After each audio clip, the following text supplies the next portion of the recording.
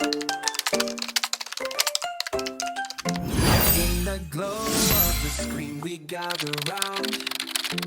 From every corner, our minds unbound. Hey everyone, it's me again, and today we're diving into the fascinating world of learning styles. We're going to decode the learning triangle, which is an incredible tool to understand how we learn best. Now, I know learning can sometimes feel like a maze, but trust me, once you understand this triangle, everything will become so much clearer. First up, let's talk about auditory learning. Now, think about this. Have you ever noticed how some people can remember song lyrics effortlessly or how a catchy tune gets stuck in your head?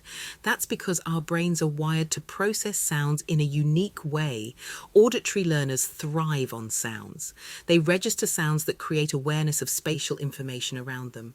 Imagine you're in a classroom and the teacher is explaining a concept. For an auditory learner, hearing those explanations is crucial. They get alerted by sounds that draw attention and guide their vision. Isn't it fascinating how just hearing something can help us learn more effectively? Also, rhythmic sounds can organize and promote movement.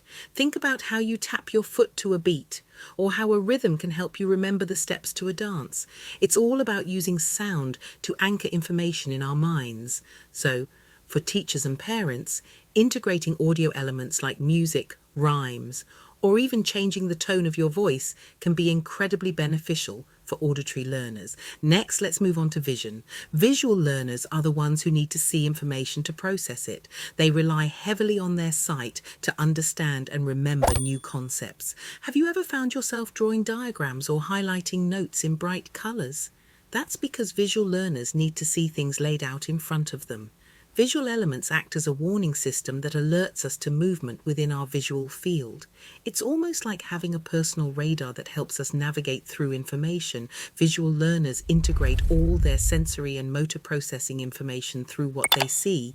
They need visual perception skills for planning and modifying behavior.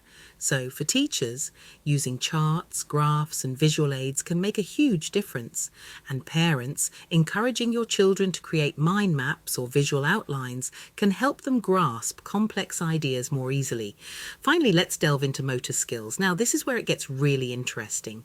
Motor skills are all about movement and physical activity. These learners need to engage their bodies to learn effectively. They monitor the orientation of the head in a gravity-stabilized environment. Sounds technical, right? But essentially, it means they need to move to understand their position in space.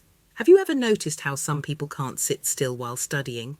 They might be tapping their pen, bouncing their leg, or even pacing around. These are motor learners at work. Motor learners register movement and anchor us in place. They incorporate movement information with all our senses.